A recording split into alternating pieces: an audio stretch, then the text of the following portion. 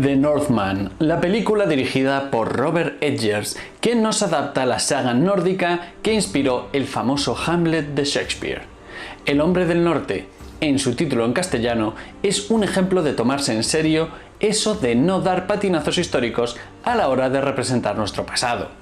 Se toman licencias donde debe y en general representa muy bien lo que sabemos de cómo eran los vikingos de diferentes partes de la Europa medieval. O sea que no lo ponen como figuras tan romantizadas como en la mayoría de los productos de la cultura popular, sino como gente, bueno, un poquillo salvaje.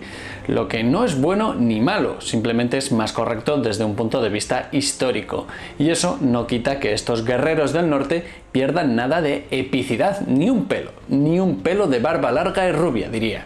¿Tiene fallos esta película? Sí, y los veremos a lo largo de este vídeo, pero en general nada que realmente saque de la película a los maniáticos de la historia. Bienvenidos a un nuevo análisis histórico de una película, hoy The Northman, una película que hace gala de tener un enorme rigor histórico como parte de su atractivo. Y eso que el protagonista principal es el sueco Alexander Skarsgård, así que con él ya cumplían de sobra con poner algo atractivo. Vamos a ver qué licencias se toman, vamos a ver qué hay de cierto, qué hay de incorrecto o qué hay que matizar desde un punto de vista histórico. Dicho esto, lo primero, como siempre, vamos a poner un pequeño contexto histórico. La era vikinga es considerada habitualmente entre el siglo VIII, con el saqueo del monasterio de Lindisfarne en el año 793, hasta el siglo XII, aunque hubo remanentes posteriores. Al tratarse de 4 siglos de historia en diferentes regiones de toda Europa e incluso América, no todos los vikingos eran iguales ni tenían las mismas costumbres. E incluso a día de hoy seguimos intentando investigar y deducir y elucubrar cómo era la vida de los escandinavos medievales, porque no se sabe mucho en realidad. Lo poco que sabemos de ellos es en primer lugar por la arqueología, en segundo lugar en parte por los textos de Ibn Fadlan, el cronista y viajero originario de la corte de Bagdad, que en el siglo X relató sus viajes con un grupo de vikingos que recorría las vías fluviales del este de Europa, de lo cual hablamos en el análisis de El Guerrero número 13. Y en tercer lugar por las sagas islandesas como la Edda poética, que incluyen dioses y seres de fantasía, por lo que tenemos que distinguir la realidad de las creencias. Esto es fundamental, por lo menos si queremos ser históricamente correctos, porque tristemente en nuestro mundo pues no existen ni los dragones, ni los enanos, ni los elfos. The Northman es precisamente una adaptación de un texto medieval. Si has leído Hamlet de Shakespeare o visto cualquiera de sus adaptaciones modernas, sabrás que la tragedia relatada ocurre en el castillo de Kronborg, en la ciudad de Helsingborg, en Dinamarca, precisamente un país originario de los vikingos. ¿Y por qué os cuento esto? Bueno, precisamente porque Hamlet de Shakespeare es una readaptación, una reinterpretación de una saga danesa. De ahí que la trama ocurra en este país. Hamlet está basado en Amleth, o sea que Shakespeare tan solo movió la H del final al principio. ¿Y quién fue Amleth?, te preguntarás. La leyenda de este príncipe, según algunos expertos, provendría de un poema nórdico antiguo del siglo X que, sin embargo, no ha sobrevivido, por lo que es pura especulación. En general, con frecuencia se atribuye su autoría a Saxo Grammaticus, el autor del siglo XIII que relata la historia de Amleth como parte de la historia de los daneses. Esta crónica de Amleth pues despertó el interés de muchos historiadores, más que nada para rastrear cuál sería el origen histórico de Hamlet. De hecho, tenemos que tener en cuenta que Saxo Grammaticus, que tiene nombre así como de profesor de literatura en Hogwarts, pues él era cristiano y escribió la historia de Amleth desde una perspectiva cristiana. De hecho, han sobrevivido poco más de 40 sagas islandesas, pero todas fueron escritas en el periodo medieval después de que la región escandinava se convirtiera al cristianismo. Así que aquí tenemos un nuevo filtro. No solo tenemos que desprendernos de estos seres de fantasía en que los vikingos creían y para ellos podría ser una realidad, sino también de ese sesgo cristiano que está juzgando muchas veces o reinterpretando la vida y las creencias de los vikingos, ya que anteriormente pues las creencias vikingas habían pasado de generación en generación, así que lo que sabemos que se escribió en el siglo XII a lo mejor tenía poco o nada que ver con lo que ellos creían en el siglo VIII. Así, con este material tenían que hacer una película en la que el rigor histórico se tuviese en cuenta. El director no quería una película de acción histórica a lo Gladiador o Braveheart, con una trama más bien sencillita, todo hay que decirlo, sino plasmar en audiovisual una saga nórdica de la Edad Media. El correcto se puede ver en The Witch o The Lighthouse, y aunque hizo el mismo esfuerzo y contrató a un arqueólogo de la Universidad de Uppsala en Suecia y se puso manos a la obra, Nos planteamos, ¿logró ser 100% históricamente correcto? ¿Es eso siquiera posible en una película?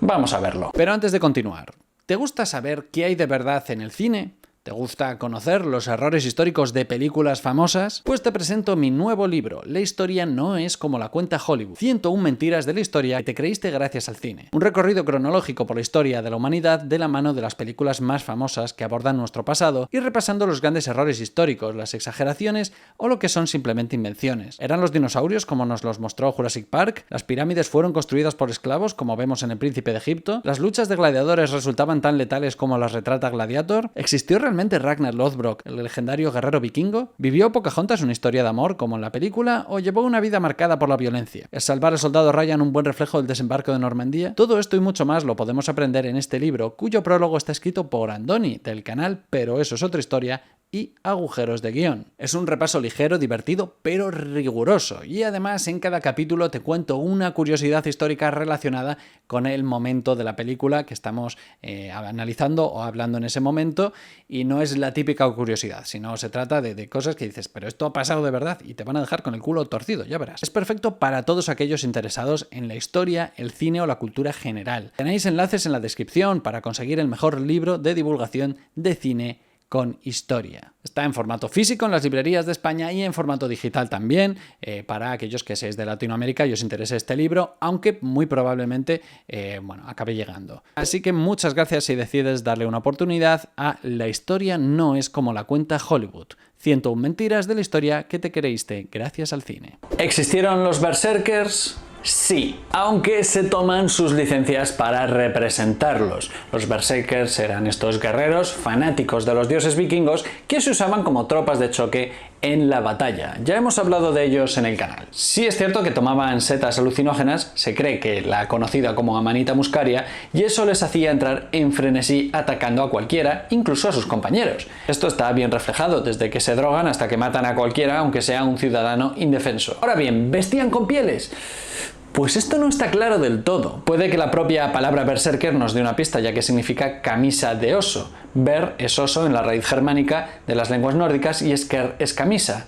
Pero ber también puede significar desnudo, así que a lo mejor simplemente vestían como camisa su propia piel, iban desnudos. Así que ante la duda o la intuición de que, bueno, sabemos que no podemos negar esto porque sí que puede haber alguna pista o sí que puede haber algún rastro histórico que nos lleve a que efectivamente llevaban pieles de oso o de lobos o de animales, pues bueno, entonces consideramos que sí. Esto es como los ninjas, no hay una evidencia histórica de que hayan existido, pero es mucho más divertido y mucho más guay pensar que hemos vivido en un mundo en el que existían los ninja, pues lo mismo con guerreros con pieles de oso. Aunque igual no. Eran guerreros experimentados, pero no sé yo si sabrían agarrar una lanza o una jabalina al vuelo que les hayan lanzado y devolverla y matar al lanzador.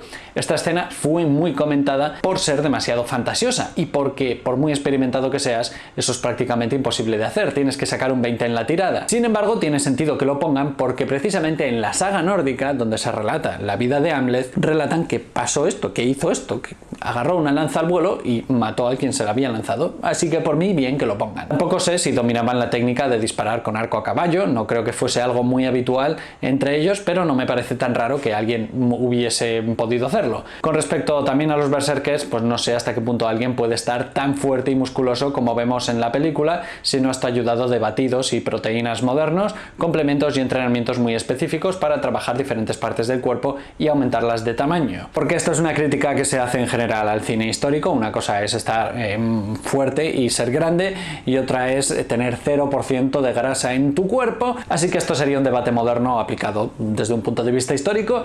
No sé, podéis dejarme vuestra opinión. ¿Hubo vikingos en Ucrania? Sí, los vikingos recorrieron los ríos del este de Europa y llegaron a asolar las tierras colindantes en expediciones que normalmente duraban 3 años, llegando incluso a asediar Constantinopla, la actual Estambul.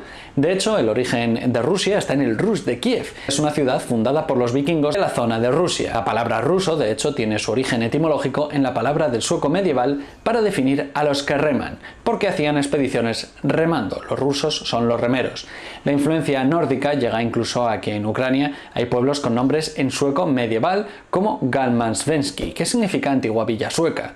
Así que sí, es creíble que nuestro protagonista viajase desde Islandia hasta Ucrania. El personaje de Anya Taylor-Joy se presenta a sí misma como Olga del Bosque de Abedules, una referencia a su tierra natal de la que se convertiría Rusia, ya que los abedules han sido durante mucho tiempo un símbolo nacional del país. ¿Viajaban en barcos ligeros como los que vemos y remontaban ríos fácilmente? Sí, para la película reconstruyeron un barco vikingo, los llamados Drakkar, tal y como se creía que lo hubiesen hecho hace 1000 años. Y sí, era muy eficiente y parte del éxito de sus incursiones era precisamente por ser barcos poco profundos, ligeros, que con esfuerzo podían moverse rápidamente por ríos no necesariamente muy grandes e incluso podían cargarlos por tierra. Esto hay que decir que lo bordaron en la película, está genial representado. ¿Había brujas o videntes vikingas? Sí, se llamaban Nornas y la que vemos en la película está interpretada por Björk, la cantante islandesa. Vestían con plumas, elementos naturales y con conchas marinas como la que vemos, que normalmente eran para representar fecundidad. La cosa es que las Nornas son tejedoras del destino, como las Moiras o Parcas de la mitología griega. Aquí está literalmente tejiendo, y se acepta que podría haberlo hecho, aunque se discute, ya que también se propone que miraban el destino en un pozo, que es más cómodo que estar tejiendo si quieres ver el futuro. Esto tiene sentido si tenemos en cuenta que Odín obtuvo la sabiduría tras sacrificar su ojo para beber de un pozo del conocimiento. Pero ¿cómo saberlo? ¿Un pozo tejiendo las dos cosas? Pues nada, habrá que meter prisa a los arqueólogos para que encuentren algo que nos resuelve la duda. Y en cualquier caso es coherente con la propia película. ¿Existieron las Valquirias y el Valhalla? Pues no que sepamos, pero para los vikingos sí. Obviamente estos elementos fantásticos no son parte de nuestra historia, pero un poco sí, porque nos sirven para entender las creencias de nuestros antepasados. Y eso implica también pues, un sistema de valores. Y está bien representado esa creencia de que estas guerreras guían el alma de los muertos al salón de los dioses. En The Northman vemos una valquiria dos veces, una como resultado de una ceremonia de entierro y otra vez al final de la película cuando Amleth obtiene su recompensa.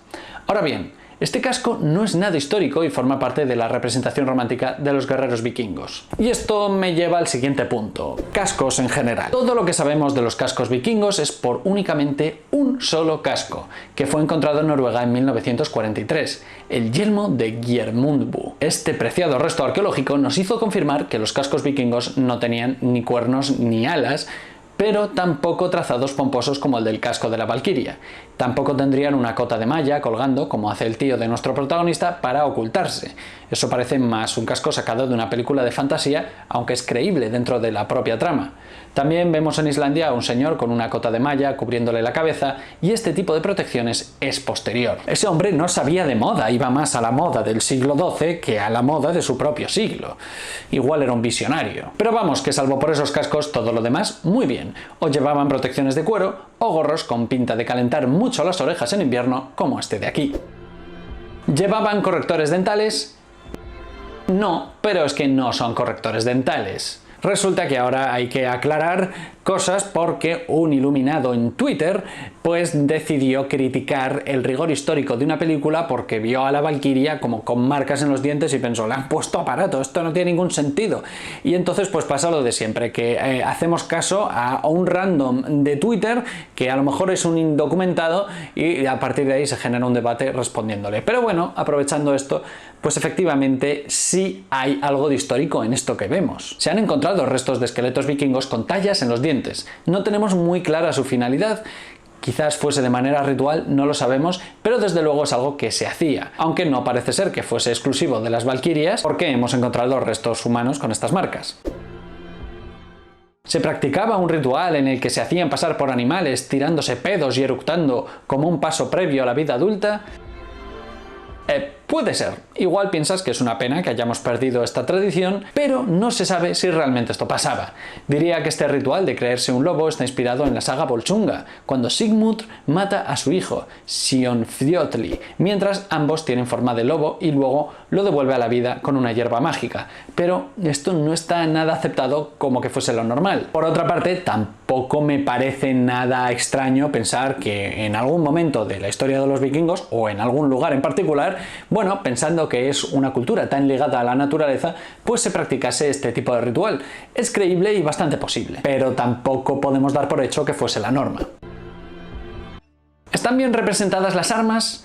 Las espadas y hachas parecen muy auténticos y me gusta que los escudos no estén rodeados de un aro de metal porque eso no era tan frecuente. Obviamente damos por hecho que no existen las espadas mágicas, pero de nuevo ellos podrían haberlo creído. Amleth visita un antiguo túmulo funerario que es donde solían enterrar a los grandes caudillos, y caudillas, que también las hubo. Nuestro protagonista lucha contra un guerrero no muerto, que una vez más representa una criatura mitológica muy conocida, los Draugr, que eran los guardianes de las tumbas, que podían nadar a través de las paredes para proteger estos lugares de saqueadores. A su vez podían cambiar de tamaño. Los hemos visto en Skyrim, God of War y ahora en The Northman. Este enfrentamiento es para hacerse con una espada que solo puede desenvainarse a la luz de la luna. Esta versión de Amleth parece haberse inspirado entonces en la leyenda danesa de Skofnung, una famosa espada legendaria que no debe desenvainarse en presencia de mujeres o bajo la luz del sol, y que según las sagas fue propiedad del rey danés Horth Kraki, y las almas de sus 12 mejores berserkers estaban ahí encerradas ayudando al portador en combate. Es una espada muy práctica. Por tanto, esta espada no es de esta saga en sí de Amleth, pero sí pertenece a las leyendas nórdicas, así que bien que lo pongan. Y bueno, teniendo en cuenta que es una saga previa a nuestro protagonista, que perteneció a alguien de su estirpe, a un caudillo anterior, pues también tiene sentido que pueda ser una espada anterior a la era vikinga, que ahí también se toman su licencia. Esta espada se basó en algunas espadas diferentes, incluida la espada del yacimiento de Sutton Hoo de los siglos VI y VII, en las cercanías de la ciudad inglesa de Woodbridge. Por si te lo preguntas, sí. Este es el yacimiento de la película The Dig, o la excavación, tal y como se tituló en español de España. Así que su diseño parece bastante posible. Ahora bien, antes de hacerse con esta espada, nuestro protagonista sale en los carteles principales sosteniendo una espada así, como un puñal, como si fuese un ninja o algo. La imagen queda muy bien a contraluz, pero nadie luchaba sosteniendo así la espada. Hablemos de Islandia. Es un país nórdico con 370.000 habitantes, los cuales descienden en su mayoría de los héroes vikingos de sus sagas. O eso dice su árbol genealógico, porque al ser una isla y al haber estado bastante incomunicados hasta mitad del siglo XX, bueno, pues su variedad genética no es que sea desde luego muy extensa. De hecho, en Islandia existe una aplicación en la que tú te registras y te dice qué grado de parentesco tienes con una persona, no sea que estés en una cita, quedes con una persona que te gusta mucho y es una prima tercera, que a su vez se casó con una prima segunda, y en fin, para evitar problemas genéticos, pues usan eso. Y por eso, en teoría, todos descienden de los primeros pobladores, de los cuales solo se tiene constancia por las sagas nórdicas. Es un país precioso, con unos paisajes espectaculares, que de hecho fueron los que hicieron cambiar de opinión a Eggers sobre los vikingos. En principio, al director no le interesaba el mundo de los vikingos por dos motivos. Primero, porque mucha gente relaciona a los vikingos como con una especie de macho de las nieves, y quieren identificarse con esto y sentirse épicos, y ese exceso de testosterona echaba para atrás al director, aunque luego algún crítico de cine decía que la película chorreaba testosterona a raudales y parecía estar destinada a un público que acepta esta versión histórica de los vikingos en la que son unos machos de las nieves. Por otra parte, los nazis se aprovecharon de la simbología de las runas y mucha gente pues relaciona directamente las runas con nazis, ya que los nazis las usaban, pero hay mucha gente también que se queja de que hayan contaminado ese pasado histórico. Y eso también le daba mucha pereza al director. Sin embargo, también tenemos que pensar que todos los nazis, o los nazis actuales, que se tatúan runas por todo el cuerpo, pensando que los vikingos eran unas especies de protonazis europeos a los que imitar, pues en realidad, fíjate tú qué sorpresón, no tienen ni idea de historia. Y es que todos los diseños de runas y cosas vikingas que vemos en los tatuajes también son posteriores a la era vikinga. Lo único que dijo Indfatland es que vio a vikingos con dibujos pintados en la piel, y todos los martillos, triskeles, vegvisirs, brújulas están sacados de grimorios y libros mágicos escritos como pronto en el siglo XIII y más populares en los siglos XVII y XVIII, así que es posible que ni fuesen tatuados con esas cosas, pero según algún flipado de la ultraderecha sí que lo hicieron y los nazis se lo han creído. Por cosas como estas, bueno, pues el mundo de los vikingos le daba mucha pereza al director hasta que vio los paisajes de Islandia, y eso le hizo cambiar de opinión. Estuvo ahí, lo vio y dijo: tengo que grabar algo aquí, esto es espectacular, y sí, tiene razón. Es por eso que ha habido grandes producciones en Islandia como Batman o Juego de Tronos. Islandia es de una belleza apabullante allá donde mires. os recomiendo su visita. Y si visitáis Islandia, os explicarán que Islandia en la época vikinga estaba cubierta prácticamente al 50% de árboles. Los únicos bosques que existen actualmente en Islandia son bosques artificiales que se ha encargado el gobierno de cuidarlos, pero el gobierno actual. Los vikingos, los primeros pobladores, talaron todos los bosques, ya sea para tener madera y calentarse o bien para sus propias construcciones, barcos y todo lo que necesitasen. Así que sí, siempre se representa a Islandia como si fuese lo que es ahora, pero no, tenía mucho bosque. Por cierto, al estar tan al norte, no sé yo si la luna puede verse e incidir con su luz de manera totalmente vertical. Es un detalle tonto, pero ahí lo dejo. Islandia está llena de volcanes y uno de ellos es la puerta al infierno. Islandia tiene volcanes, como también los tiene España, aunque al estar entre dos placas tectónicas, la euroasiática y la norteamericana, tiene una actividad sísmica inusual. Esto les permite tener aguas termales y geysers, palabra que no es casualidad que sea islandesa y se podría traducir como chorro o emanar. Sin embargo, aunque en esta película nos cuente que tienen que ir a luchar a la puerta de Hel, el infierno, esto es una visión cristiana del reino de los muertos. Recordemos que el autor de este texto era cristiano y utilizó la palabra Hel, con dos L's, como sinónimo de infierno. Pero ellos, su palabra Hel con una L significaba reino de los muertos. El Hel era el inframundo, que es descrito como un lugar frío y helado, nada que ver con lo que nos muestran en la película, aunque claramente es la influencia etimológica para la palabra Hel actual. También en este combate, tras tener una daga clavada en el corazón, puede estar de pie durante minutos, hablar y parece que solo le falta irse de compras al mercado del barrio y volver, pero no, habría muerto al instante. Este reino de los muertos es uno de los que está sostenido en el árbol de Yggdrasil, el árbol de la mitología nórdica. Hay más reinos como Midgard, el hogar de los humanos, o Asgard, el hogar de algunos dioses. Este árbol es mencionado en la película e incluso lo vemos, pero nunca mencionan la palabra Yggdrasil. Los personajes mencionan el mítico árbol de reyes, una especie de metáfora en forma de árbol que lleva la sangre real nórdica en sus armas. Hamlet tiene destellos de la visión del árbol, que aparece como una entidad cósmica gigante de un tamaño inconcebible, con las almas de su linaje colgando de las ramas como frutas. Esto puede ser que lo hayan llamado así porque la etimología de Yggdrasil no está clara. Puede significar caballo de Odín o cadalso de los ahorcados. Ahí que puedan verse esta escena con estas personas colgando, pero no tengo muy claro por qué evitaron llamarlo por su nombre. ¿Existía un deporte vikingo que se jugaba con una pelota? Sí, de hecho se menciona en las propias sagas nórdicas. Es un juego llamado Knatglir, que significa literalmente juego de pelota. Una escena brutal en la que vemos a Hamlet obligado a practicar este deporte violento para el placer de sus amos. Ahora bien, aunque se jugaba por equipos, había una figura de un capitán, había contacto cuerpo a cuerpo, no se sabe si se llevaba una puntuación o se luchaba hasta la muerte. Pero lo último parece poco probable y responde más a esta visión que nos ofrecen en las películas de Hollywood sobre los gladiadores, cuando la mayoría de ellos no morían en combate, porque prescindir de esclavos es absurdo, o sea, los necesitas, son mano de obra, y además también parece posible que fuese un deporte de entretenimiento, que podrían venir gente de toda la isla para jugar, así que a lo mejor moría alguno en el proceso, sí, pero sabemos poco de este deporte. Lo único que se sabe es que jugaban con esos objetos, pero no se sabe muy bien mucho más. ¿Se hacían sacrificios animales y humanos? Sí, era habitual, y de hecho esto que recita quien se ha presentado voluntaria para morir e irse con los dioses es un texto sacado de la crónica de Ibn Fadlan, que describió un sacrificio ritual y recogió las palabras pronunciadas. Es la única referencia que tenemos a este tipo de sacrificio de esta forma, y es algo que también quedó reflejado en el guerrero número 13. ¿Las reinas vikingas no envejecen? No, eso es incorrecto. Aunque pasen 20 años y el personaje interpretado por Nicole Kidman no envejece nada, y aunque el frío ayude más a conservar la piel tersa que al estar expuestos al sol en latitudes más cálidas, y aunque haya gente que envejezca muy bien, no es lo normal que pasen 20 años y no se note. En el momento de la película, Nicole Kidman tenía 54 años e interpretó tanto a una mujer de 54 como a una de 34. Pero bueno, hay gente que envejece muy bien, así que igual este último punto te ha parecido una tontería, así que también te diré otra cosa que me molesta, que es, ya lo sabéis, en la Edad Media todo de repente tiene filtros muy fríos y muy oscuros porque todo pasa a ser muy oscuro.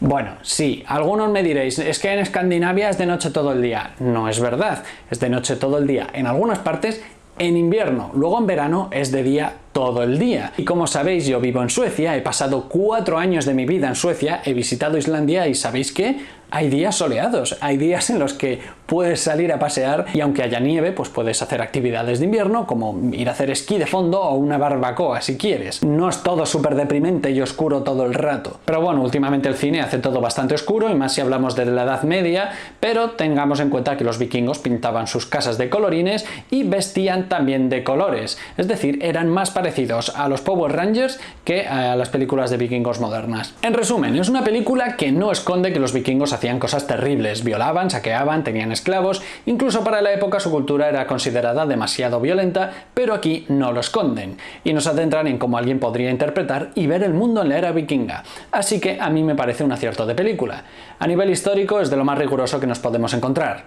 Entiendo que no es para todo el mundo y puede resultar lenta, pero está francamente bien. Además generó la teoría de que Eric, el vampiro de True Blood, interpretado por el mismo actor y que en la serie era un antiguo vikingo, era en realidad el mismo personaje, mostrando así su pasado como vikingo y su futuro como vampiro. Incluso Alex Skarsgård bromeó al respecto. Y hablando de este actor, ¿sabéis que en Kiruna, la ciudad donde yo vivo en Suecia, en Laponia, nos cruzamos con Alex Skarsgård por la calle?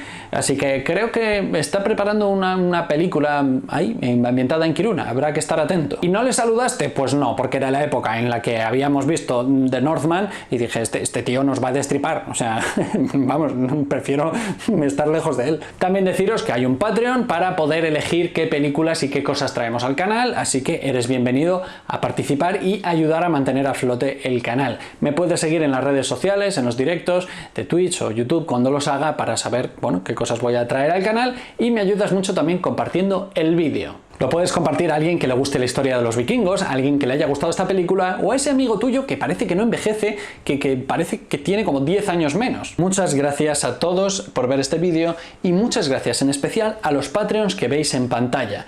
Ellos son los que más aportan y más esfuerzo hacen para que el canal se mantenga a flote, así que muchísimas gracias. Ellos se merecen que se escriba una saga sobre ellos. También recordaros que tengo un nuevo libro, Cultura Geek, disponible en Amazon.es y en vuestras librerías de confianza